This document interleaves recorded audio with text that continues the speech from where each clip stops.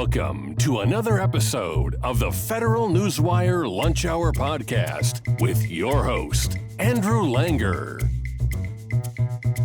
Well, hey there, everybody. Welcome to another episode of the Lunch Hour with Federal Newswire. I am your host, Andrew Langers. Thank you so much for tuning in.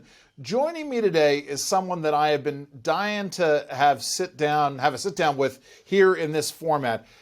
She and I do some work together. She is one of the co-hosts of O'Connor and Company on WMAL, and I will occasionally sit in with her. We never get a chance to have, despite the fact that we do 4 hours on the air, we don't spend enough time talking about issues. Her name is Julie Gunlock, and I want to make sure she is when she's not on the radio, she directs the Independent Women's Network and the Independent Women's Forum's Center for Progress and Innovation. As I said, she's also a co-host on O'Connor and Company on WMAL in Washington, D.C., the leading talk radio station in the D.C. metro area, I might add. She's the author of the book From Cupcakes to Chemicals, How the Culture of Alarmism Makes Us Afraid of Everything, and How to Fight Back. She also hosts a podcast of her own called the Bespoke Parenting Hour. We're going to cover all these things. She's been a congressional staff member on both the House and the Senate side. And Julie, I guess I want to talk about this. Actually, let's start here.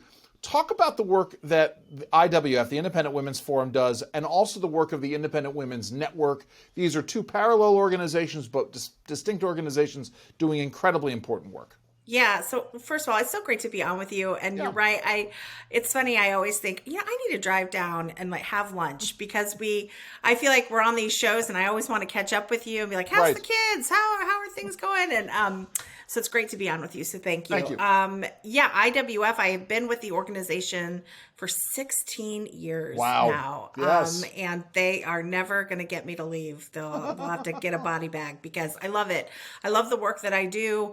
I think, and just to go back to why IWF was created, it was to give conservative women a voice. 16 years ago, I should say a little bit before that, there were only really liberal organizations representing women. We all know now, and some of the university-based women's groups, and then the Clarence Thomas hearings happened. Right. And we had Anita Hill up there, and all these women's groups gathered around her, and sort of suggesting that they and she spoke for all women. And there were an awful lot of conservative women out there that were saying, you know what, this isn't me. This isn't what I believe. These allegations against Clarence Thomas is not something I agree with or back or even believe. And so IWF was created. And again, it was to give voice to women who really care about economic issues. We consider all issues women's issues. Too often we feel like women's issues are only about, they only want to talk about reproductive issues. Right. Well, an awful lot of women who care about taxes, they care about health care, they care about regulations that take things away from them or make life harder. And so we cover all of those issues. I specifically head up a program that tries to debunk some of the fear-based marketing out there, kind of similar to the title of my book. And now, just a couple years ago, we launched the Independent Women's Network. And this is a chapter-based organization. We have chapters all over the country. We have, tens of thousands of women that have joined this network. We're growing every month. And, I think, just to quickly summarize this, there's an awful lot of people in this country who feel like they're not allowed to say what they believe. Right. And we wanted to give women not a safe space. I hate that phrase. We wanted to give women a challenging place, an inviting place, a welcome place where you not necessarily have to say safe things, but you grapple with the issues that that this nation is grappling with. So just a welcome space to work these things out. Well, and that's just it, right? We talk about this, and you're right, obviously. Who am I to dispute, you're talking about this? The issue of women's groups being centered around reproductive rights, yet here we are in 2023, right? And now it's either reproductive rights or the rights of women who were born with male genitalia. Right. And right. I mean, talk about this, talk about the misogyny of this movement. I mean, this is a form of insanity to me. Again, you and I, in 8-minute spouts of on the radio, we get a little bit into this. But this is why I wanted to have you on, was to sort of talk about these and talk about the important work you guys are doing on pushing back on the insanity of women being born men being treated as women in the same way as women. I mean, it seems to me that movement has taken a giant step backward. Oh, women are being erased in this country. Yes. Absolutely erased. I mean, I'm going to try to organize my thoughts here because I know so much there. There is so much there.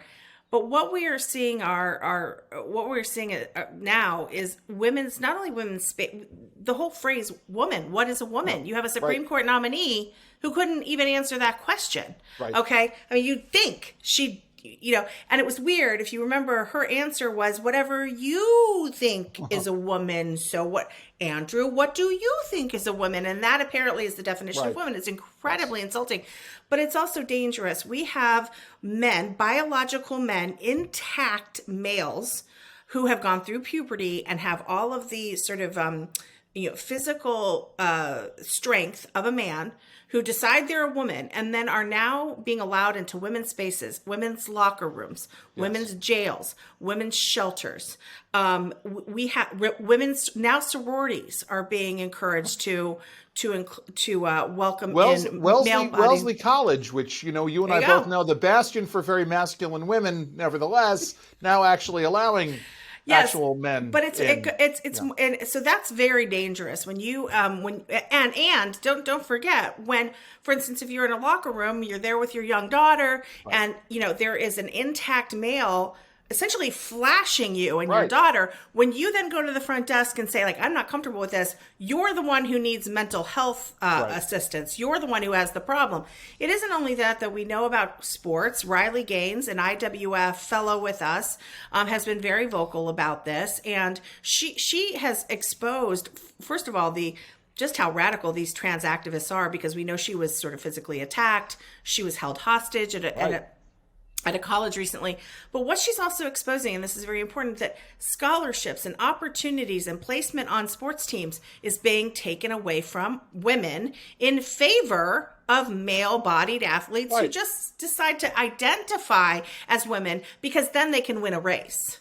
This is why it's one of the, obviously, I believe in women. I think, I believe in equality, et cetera, et cetera. It's okay. We know you like women. Yes. So, thank you, but that came out wrong. We know you are a good person. You like women. I'm sorry. But my point is that on the other hand, I've never considered myself to be a radical feminist. But on the other hand, I have a great deal of sympathy for what they call the TERFs, the trans exclusionary radical feminists. It seems to me that if you truly believe that you're a feminist in this leftist, way of looking at it, that they all should be. Oh, I totally identify as a TERF now. Yes. I totally identify as TERF, because I do think that men should be excluded from women's spaces and women's opportunities. I'm totally fine with that. It's so funny because they use it as a pejorative, and I'm like, nope, I'm totally fine with that.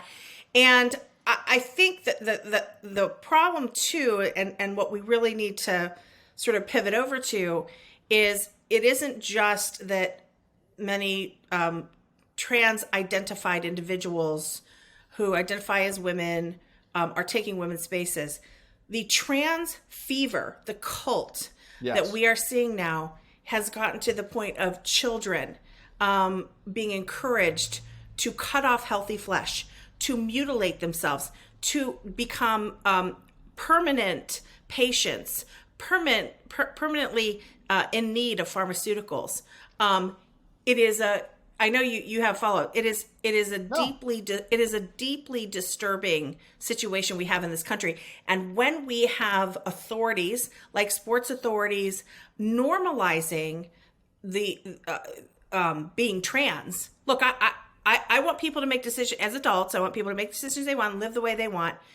But when you start normalizing the people who identify truly as transgender, who have body dysphoria, they have some sexual dysfunction. This is very rare. Right. And nowadays we're acting like everybody, every third person is transsexual, and this is dangerous. This is why I want to sort of pivot into some of the core work that you've done on the issues of alarmism, because one of the examples that I've talked about is the issue of vaping and rules against vaping, especially when it comes to kids. And we had this, you remember this, back in, what was it? It was 2019, the fall of 2019. There was this national panic over vaping, and the Trump administration was going to take emergency action to deal with vaping and an epidemic of vaping among teenagers, right? That's what they're going for. And you can sort of wrap your head around, okay, well, we want to protect teenagers, so we're going to try to prevent teenagers from buying vaping products. We're going to get rid of vaping products. Yet here we are, and that's a temporary thing, and there may be long-term health effects, but it's a very small thing. Now we're talking about fundamental health effects, and the left doesn't bat an eye when it comes to this. Talk about that seeming Andrew, disconnection. it's such a great point that you're making, because one thing that's also very irritating is that there are some really significant issues with mental health with children, suicide with children, alcohol abuse and drug abuse, fentanyl overdoses. We've got some serious problems in this country with the next generation. And what are they spending billions of dollars on? Vaping. Okay. Right. You can bring a gun to school or beat your classmate to a pulp, and you'll have to sit in a circle, a restorative justice circle, and talk about your feelings. Wow. But if you're caught with a vape pen, you're going to get expelled or detention for the rest of your life. It is so off kilter what we're doing here, what people are focusing on. I mean, you really want to focus on something, then let's talk about adolescent drunk driving or teen drunk driving. Sure. This is a serious problem, okay? And the mental health crisis, kids are turning to alcohol, to pharmaceuticals to soothe themselves because they can't get the mental health needs. And this is the other problem, and I think this is so important. Let's talk about the mental health industry. Please. Which is fully in favor of what they call gender affirming care. Okay. Right. So you take a child who's autistic, okay, because let's not forget, many of these kids who, first of all, I don't believe in transgender children. I don't believe it. I don't believe they exist. Right. But let's say you have a child who is identifying as transgender. The parent's like, gosh, now they're autistic. Maybe they have an eating disorder. Maybe they have been deeply depressed because of Randy Weingarten closing all the schools. Absolutely. Okay. So you have a parent who's really concerned about this and wants to really help this kid. And they say, I'm going to get a social worker or a counselor or psychiatrist to help my child.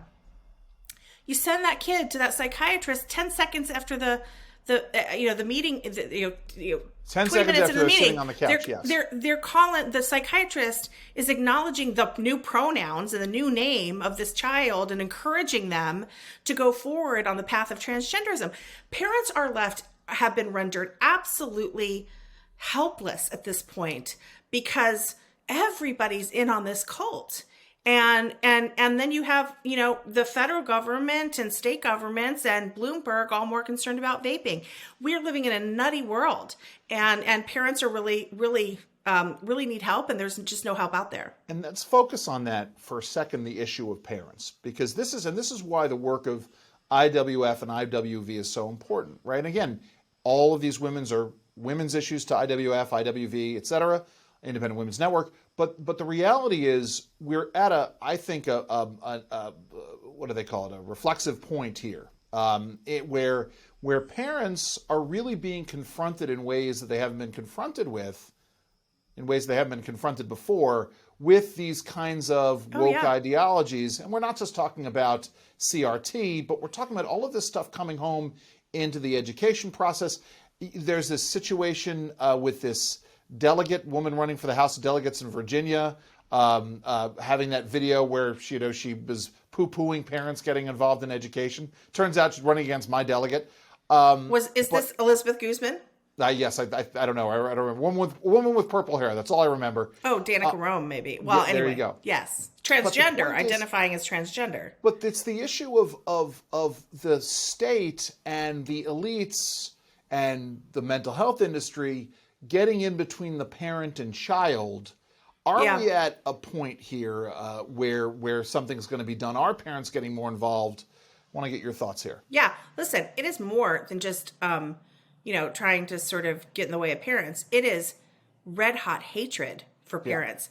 That sounds like hyperbole. It sounds like, oh, come on, Julie, don't go so crazy. No, though, they hate parents. Yeah. Elizabeth Guzman, who is a state delegate in Virginia, wants to put parents who don't instantly affirm their child's new identity and not only that, but like help put them on the path of mutilation. She wants to put them in jail. Yeah. Danica Rome agrees with this. She is a transgender identifying male who's identifying as a female and a state delegate. I believe she's running for Senate. I know Elizabeth Guzman is running for Senate. Agrees with this. Thinks that if you do not automatically affirm your child's new identity, then you are a child abuser. And they want to change Virginia code, that recognizes not automatically affirming a child's new identity is child abuse. This is incredibly dangerous. And the idea that Virginians aren't, quote, quite waking up. I think there's a little bit more waking up. I will tell you what we just learned today, breaking news. I think it was on the news last night. There's a Facebook group of Loudoun County. Now remember, Loudoun County, right? This is kind of the tip of the spear. And let me sort of explain. Loudoun County is a county outside of Washington, D.C. in Northern Virginia, where a lot of folks moved out to when Fairfax County, the inner counties around D.C., when they got too crowded, a lot of parents made the move out to Loudoun County, huge growth, and lots of back and forth between the school corruption and school bad decisions. Well, they were one of these. Look, there's basically 7 districts in the Northern Virginia area that refused to open schools. Right. They were the longest. They were the school. This is why I pulled my kids out of the public schools. They were the longest to keep kids' school closed, and they kept them masked the longest. And then all 7 districts, these districts in Northern Virginia, came together and sued the Governor Youngkin for lifting the mask requirements. And of course, it was funny because they're like, we're suing, we're not going to let, this is outrageous. And then it's funny because then they actually took some pictures and they're like, we're meeting with our lawyers today. And then it went quiet because the lawyer was like, you can't fight this, right? So this is kind of where I live. This is this Northern Virginia area. Loudoun County is sort of the tip of the spear because they have the most parents fighting back aggressively. Right. This is also the county where Scott Smith, he's the father of the young girl who was raped in a school bathroom. He went to the school board. The police tackled him to the ground because the school board actually said, go get that guy because we don't want him to reveal what he knows, which is his daughter was raped by a transgender identifying student. The Loudoun County School Board then transferred that student to another school. Didn't tell anybody. Wasn't even honest with the Smith family. Then transferred that boy to another school where he sexually assaulted another girl. Yeah. This was broken wide open. So Loudoun County, there's also been a lot of agitation in Loudoun County about the library books. Ostronomani in neighboring Fairfax County has done a lot of work on the library books and the pornography in the libraries. So it's sort of famous for that. We've really been pushing back. They're a wonderful county. It's filled with wonderful, concerned parents, and not necessarily all on the right. Many very moderate parents and politically moderate parents are like, look, this is outrageous. However, the school board it's filled with such lunatics. And the breaking news from this morning was that there was a Facebook group filled with what one parent called Chardonnay Antifa. This is very funny. It's like sort of the yoga-clad, wealthy, leftist white woman, and other parents. And they made threats to some of the more conservative parents who've been standing up, sort of the well-known parents like Ian Pryor and Alicia Brand and some of the other parents that have again been the tip of the spear on this. So I think what a lot of people, particularly people who live in more sort of red areas of the country, don't understand is the level of intimidation. Yes. For not just conservative parents, but any parent who raises an alarm or says that they're concerned about something, they are intimidated, they are doxxed. It's really scary. Can we pull it back a little bit, because I think folks also need to get to know you a little more. I'm not going to identify specifically where you live and all that jazz, but you were involved locally in your local city schools. I happen to know some of the players on the other side in this, and it's emblematic of sort of lefty elitism, getting involved. But talk about your own experiences. Oh, let's talk about our mutual friend, shall we? Yeah. No, I'm kidding. I have no problem revealing that I live in Alexandria, Virginia. Yeah. I always say if you go to the Sherwin-Williams and you look at the color wheel, they have the whole big thing like designers use, and you flip to the last blue before it turns black. That's how dark blue we are. We are as dark blue as you get. It is Chardonnay Antifa. It is leftist moms who stand up and defend the public schools. They criticize and ridicule parents who complain. In fact, actually in Alexandria, not a lot of parents do complain. In Alexandria, the tendency is you just get your kids out. Conservative parents just get their kids out of the public schools. What happens here in Alexandria, though, is that a lot of the sort of liberal parents, they do what's called tracking. They put their kids in entirely AP courses and try to get them into sort of advanced courses. And in the high school in Alexandria, there's a certain floor for the advanced kids and the AP kids. And they don't really, and then there's like the general population. And so there's a little bit more level of academic excellence on certain floors of the high school. And I'm not kidding. This is how it's done. And so what they do is these liberal moms defend the public school, defend the administration. They're kind of sycophantic in the hopes that they can help their kid, move through the system. And then they don't really care about the general population. These are kids who have learning disabilities, kids that are English is not their first language, recent immigrants to the city. They don't care about those kids that they're in the general population because their little Timmy and Susie are protected up in the AP section of the high school. It's sickening. It's despicable.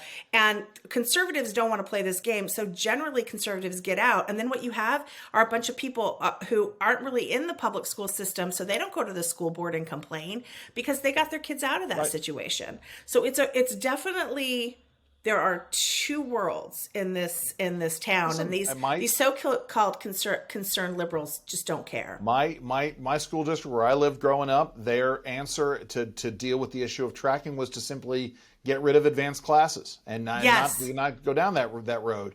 And my parents, they pulled me out. And it's funny because I went back. I had an interesting experience. A guy that I went to high school with before I changed schools, he put up he had scanned in a bunch of copies of the high school newspaper, and like 6 months after me and a bunch of other folks pulled out, the district was having meetings about the alarming number of students who were leaving the district, and and nothing was ever done. Like nothing ever came from it because nothing could come at it. Let's open this up because you do this podcast called the Bespoke Parenting Podcast. Talk a little bit about that. Yeah, so my podcast it's called Bespoke. Bespoke is usually used in when you're talking about tailoring clothing. So if you have let's just say Prince Charles, all of his suits are bespoke. Okay. Sure. Yes. I actually I once had a shirt made and it was bespoke to my body, and it was literally they take measurements of your whole body and they make this shirt or a suit, right? Or a lot of if you're going to a high end event, you might have a dress made and it's made to your body, right? And now that I'm older, I don't want to do that. I just, I don't want anything measured for my body anymore. But so I thought that's a clever way of saying, because I've always been frustrated with parenting experts who intimidate moms, make mothering, make parenting just miserable. Oh, you're doing it wrong. Oh, your child doesn't eat enough vegetables. Oh, your child doesn't do this. Oh, you have to do this. You have to do that. It makes parenting stressful and nerve-wracking. The minute I had my child, the first message to me was like, you're doing it wrong. Whether it was the breastfeeding, whether it was how I was holding the baby. Now, of course, there's safety issues that you have to listen to so-called experts, right? But I think when we get into once you bring the child home and if you decide to breastfeed or if you decide not to, there's just so much judgment. What this does is it makes, especially women are very, very susceptible to this kind of messaging. It makes us ignore our instincts. Yes. I truly believe parents have instincts about their child. They know their child. They understand their child better than anyone else. And then when you read something that tells you you're doing it wrong, it makes you go, but your instincts are telling you, maybe co-sleeping is best for my baby. Maybe not breastfeeding. Maybe switching to formula is better. And then when you read actually on the statistics on this stuff, you realize there's really not a huge difference. It's not like, oh, he could have been a doctor, but now he's living in my basement and it's all because I didn't breastfeed. That is just nonsense. Right. And so the Bespoke Parenting Hour is dedicated to interviewing people about how they parent differently, how they might want to make decisions that are controversial. You know, you're friends with Lenore, you know, the sort of free range parenting movement. Or if you are a hovering parent, or you know, I do some things that are very unusual. I have a 16-year-old who doesn't have a phone. Okay. Yes. That puts me in such a rare category, but I also feel like some people might need to get their kids phones because they're at school or they do sports or they, you know, maybe there's a divorce and they need to be able to contact their kids. We need less judgment and more parents following their instincts. And more parents being parents and not trying to be buddies with their kids. You gotta make decisions there. It's, you know, I wanted to, let me ask you this.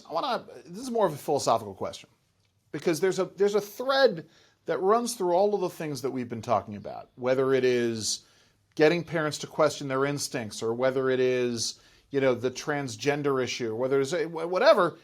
There's a degree of gaslighting that goes on here, and it's gaslighting in policy, it's gaslighting in politics. I mean, you watch this. You've been up on the Hill. You've been on the radio.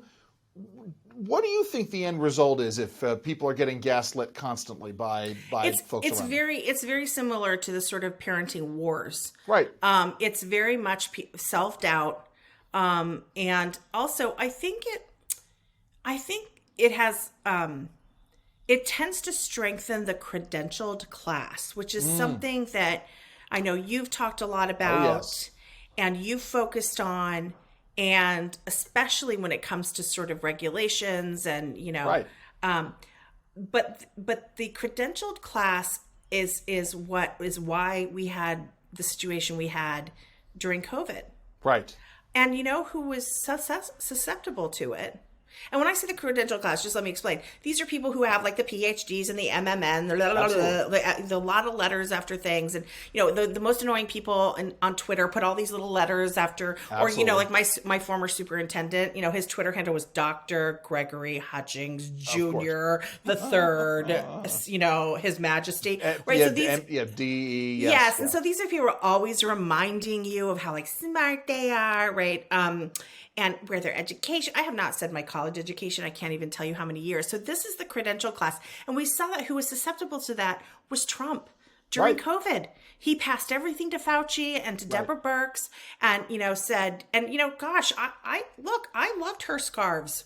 You know, she seemed really smart, right? They all, and Fauci kind of like had that, you know, little elfish look about him. Like I could be convinced too.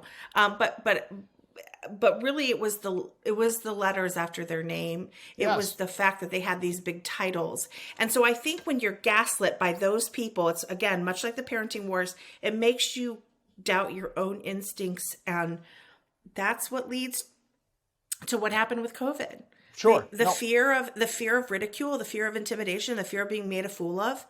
And it's disastrous. It's funny. You and I have a colleague, Michael Cannon at the Cato Institute, you know, who deals a lot with healthcare issues and more, you know, the free market in healthcare. And he will occasionally post, you know, some kind of critical review of him. You know, someone said something mean about him. He does it tongue in cheek, like reading mean tweets. And he said something today about, you know, you're an uneducated non-medical person.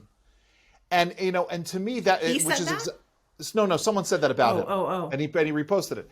And I said, you know, I wanted to write back because he was just tongue in cheek. He's like, you know something, Michael could go and get a medical degree, but then he would be criticized for having just gotten his medical degree and have no experience. And if he went into a specialty, he would have gone into the wrong specialty. And then, you know, if he went into the right specialty, he wouldn't have practiced for long enough. And then by the time he's practiced for long enough, someone said to him, well, you've been in the medical profession for too long. There's always an excuse that comes down from the credential class. And I blame Tom Nichols, you know, this is our favorite Andrew, people. I used to quote Tom Nichols. Right. I really did like his book and his perspective, and thought he and really thought it was a fair warning. This was all before COVID, and thought Yes. because I was, I am very pro-vaccine. We didn't even get to that. Yes. And I'm pro-vaccine on the regular schedule, talking about the regular schedule, measles, mumps, rubella, you have it. And how I think that it is really important that you inoculate your kids against these preventable diseases. Which is why COVID frustrates me so much, because because of this, we have now given birth. This country now has 1 million more anti-vaxxers than before. So I really did respect what Tom Nichols had to say, but he has used that sort of theory that he wrote about in his book to be incredibly smug and cruel, actually, to people who do question. And it turns out that those people like Alex Berenson and many others were absolutely right about the COVID thing. And so it's really made me change my mind about many of these calls to follow the experts. Listen, I wrote a piece in 2014 about Ukraine and about what was happening and about the lack of action by the Obama administration. And I came in from criticism from not just Nichols, but a colleague of his named John Schindler. And turns out I was right, years later. But that's the danger here. While we're on the issue of vaccines, because this is also a core part of your work, there's a real danger with RFK Jr. today, isn't there? I'm so glad you brought that up. What a smart segue. Yeah, it's been, I've tweeted about this. I'm very disappointed to see his flirtation. Well, he's smart, so it's not really him I'm disappointed in. I'm disappointed in so many people on the right who seem to be sort of taken in by his flirtation. And I will tell you, people need to understand that he is a kook. He's an environmental he's an environmental extremist. And he's a conspiracist. Now, I really am careful with that, because I've been called a conspiracy theorist. I've been disinvited to conservative events because they say I'm too pro-vaccine. That sounds like a crazy conspiracy theory, Julie. Yes. So I'm careful about that, because I don't like that. I don't like that word thrown around, but he truly is. Yeah. And I think he's a dangerous person. And if people on the right think that he is any friend of theirs, he's a grifter. And he understands an opportunity here, and he understands that the Democrat side has such a shallow bench. Biden is a bumbling fool with pudding for brains, and they need someone to fill that space. They know that I think there are a lot of Democrats. The latest polling has shown the Democrats do not want Biden to be the nominee. Right. So he's taken advantage of this, and he's very smart in that he's looking at some of the ways in which he can attract a conservative audience. So he's critical of some things on the left. He feeds that desire, that sort of COVID nervousness about public health now. So I do hope people aren't totally in a trance when it comes to this guy, because he is a danger. And he, again, most importantly, he is an environmental radical. Right. That's always been his thing, especially up in New York and pushing that agenda up there. So I appreciate that. Listen, I know our time is short, but we gotta spend a minute talking about food, because our favorite topic. Well, and one we can't talk about on the radio these days. So what were you wanted to talk about meatloaf a couple of weeks ago when we were on the air together, which is funny. So I grew up.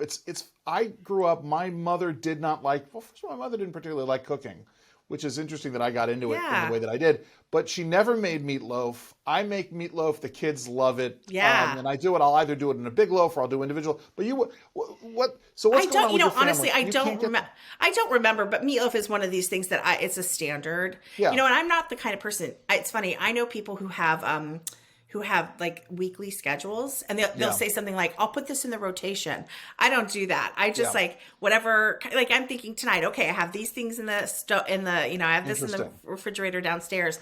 But anyway, meatloaf, I don't remember what we were talking about, but I guess I was going to ask you something about meatloaf. But that is actually something, if I were to have a rotation, that is something but people are really grossed out by meatloaf. You gotta. Some people really don't like that. Go back to the Cook's Illustrated, America's Test Kitchen, use a little Panade in there.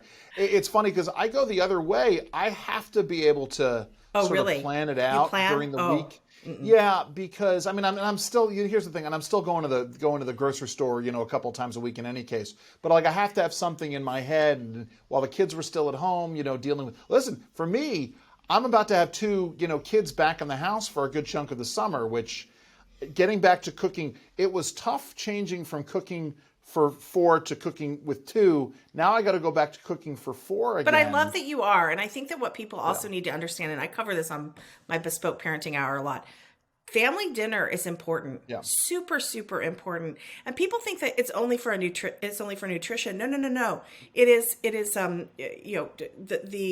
the best study on childhood obesity. It was a huge number of kids, like 10,000 kids, and they studied and they tracked them and watched their habits. And it turns out that there was only 3. I just held up two fingers because I did morning radio this morning, so I'm tired. Let me stick that up. 3 things. There's 3 things that really keep kids at a healthy in every way, not just nutritionally, but like just it develops healthier kids. Is if you limit their screen time, you 100%. Put them to bed at a reasonable hour, and you sit down to dinner at least 3 to 5 times a week. These are not heavy lifts. It's called basic parenting. Absolutely. And so I love that you cook for your family. I love that right now in your head you're like, they're older, but you're still like, hey, no, I'm cooking. We're gonna have family dinner. These are good things. My younger one had been because she goes to school nearby, and she goes and lives at school, but this week she's been living at home. And so figuring out if she's home for dinner and what I'm going to make, what she wants, and my kids aren't terribly picky, but it's just a matter of noodling it through. So I know when the older one gets home, I'm going to be making tacos at home. I'm going to be the spaghetti's coming back in. I made a thing. I am going to say this. I made a thing the other night.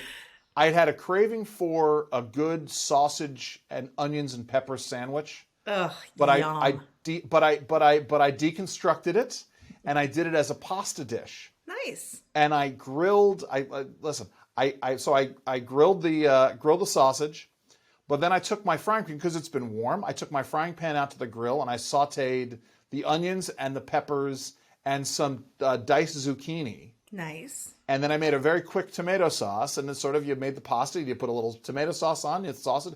It was so good. Well, it was really good. I think the other thing is people who don't cook from recipes, which it sounds like you don't, you sort of have a taste or you have a flavor profile that you want. Well, I get it. Like you make really ambitious things like porchetta and other things that you definitely like, unless you grew up seeing your mother do that, like you actually need some instruction. Yeah.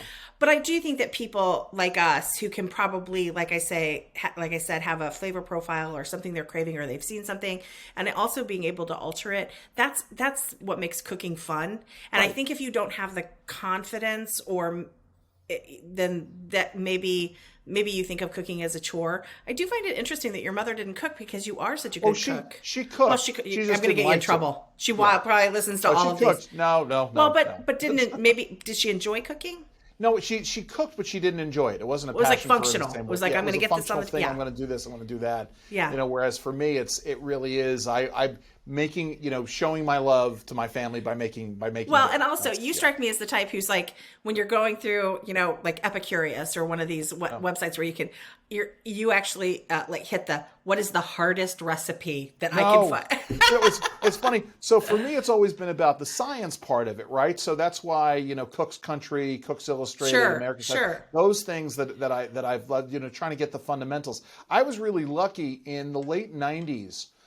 Food scientist Shirley Currier, who wrote the book Cookwise, she came down to the town that I was living in Northwest Florida and did 2 or 3 days of cooking lessons. And that sort of helped me get the bug and sort of understanding why things happen. Up until that point, I didn't understand why things happened the way that they did. So, any idea what's on your menu tonight? Oh yes, well tonight I have some prosciutto that is left over from a party we had. One of those, there's just a grocery store where they come, and I have some chicken breasts, and I'm going to make some fried polenta. Nice. I'm going to make the polenta and lay it out, and then you cut it in squares and fry it up. Right, sure. And prosciutto wrapped chicken. I'll probably make some garlic broccoli to go, just because I don't have any other I don't have zucchini or anything else. But that'll be fun tonight. I enjoy that. It's the roasting vegetables changed my life. Oh. That was the thing that changed it. So whether it's broccoli, and I do like steamed broccoli with ranch dressing, I'm not going to lie. But because you're an American. Roasted cauliflower, roasted Brussels sprouts, all of the roasted carrots. We got an air fryer for Christmas last year, and I use it just about every day. So. I love the air fryer. Julie, I know you got to go. You've been on. You've given us a very generous amount of your time. How do folks find out more about the work that you're doing? Well, I'm at IWF.org. There's also IWNetwork.com. Yep. That's the chapter-based organization. Please join us. It's really fun. We do a lot of events and start a chapter in your neck of the woods. But Andrew, I always love coming on, and so great to catch up. We finally got to talk about food, so yes, thanks for having me. We'll do more of this. Well, thank you very much, Julie. Definitely. And this brings us to the close of yet another episode of the Lunch Hour with Federal Newswire. If you're watching us on YouTube, check us out wherever fine podcasts are found. You can take us on the move there, listen to us when you're doing activities. If you're listening to us, check out the video on YouTube as well. I am Andrew Langer. This has been the Lunch Hour. Enjoy the rest of your lunch. This has been the Federal Newswire Lunch Hour podcast, hosted by Andrew Langer. Check out the Federal Newswire's family of websites, as well as their social media stream.